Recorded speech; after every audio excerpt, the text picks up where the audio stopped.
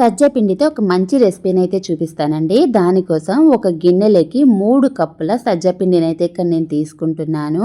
3 కప్పుల సజ్జ పిండికి 2 టేబుల్ స్పూన్ల కొబ్బరి పొడి కానీ కొబ్బరి తురుమును కానీ తీసేసుకోవాలి. 2 టేబుల్ స్పూన్ల గసాలు, 2 టేబుల్ స్పూన్ల నువ్వులు, చిటికెడంతా సాల్ట్ వేసి మొత్తం అంతా కలిపేసుకొని పక్కన ఉంచేసుకోవాలి. 3 కప్పుల పిండికి సేమ్ ఏ కప్పుతో మనం పిండి తీసుకున్నామో అదే కప్పుతో 1 కప్పు బెల్లాన్ని అయితే తీసేసుకొని ఒక 1/4 కప్పు వాటర్ని వేసేసుకొని ఇలా కరిగించుకోవాలి. పాకం అయితే అస్సలు అవసరం లేదు. కరిగించుకొని స్ట్రెయిన్ చేసుకున్న తర్వాత నాకు ఈ వాటర్ అయితే సరిగ్గా సరిపోయి నేను ఇంకొక చుక్క కూడా ఎక్స్ట్రా వాటర్ అయితే యాడ్ చేయలేదు. ఇది ఇలా కాలుతున్నప్పుడు గరిటెతో అలాగే చేయితో నెమ్మదిగా కలిపేసుకోవాలి. ఇలా మనకు సాఫ్ట్గా రావాలి. మరీ గట్టిగా మరీ పలచగా అసలు ఉండకూడదండి. కొంచెం చిన్న ఉండని తీసేసుకుని ఇలా ఆయిల్లో వేసుకున్నప్పుడు మనకు అది విరిగిపోకుండా వస్తే పర్ఫెక్ట్గా మనం పిండి కలుపుకున్నట్లు.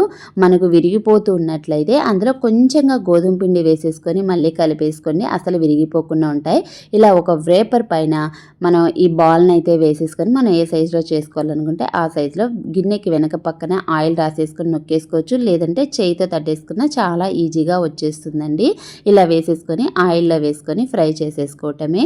ఇవి 1 వీక్ వరకు కూడా మనకు అస్సలు పాడవకుండా స్టోర్ ఉంటాయి.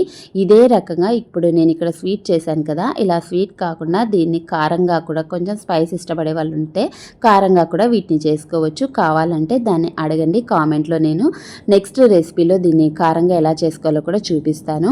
ఇలా కొంచెం మందంగా చేసుకున్నవైతే మనకు సాఫ్ట్గా వస్తాయండి. ఇలా లేయర్స్గా అయితే వస్తాయి. మనం పల్చగా చేసుకున్నవైతే అప్పడాల్లా వస్తాయి. ఇక్కడ నేను మీకు 2 అయితే చూపిస్తాను చూడండి.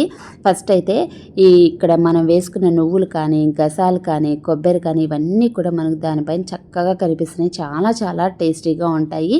కారంవి చేసుకున్నా కూడా చాలా స్పైసీగా టేస్టీగా ఉంటాయండి. ఇలా పల్చగా చేసుకున్నవైతే ఇలా అప్పడాల్లాగా వస్తాయి.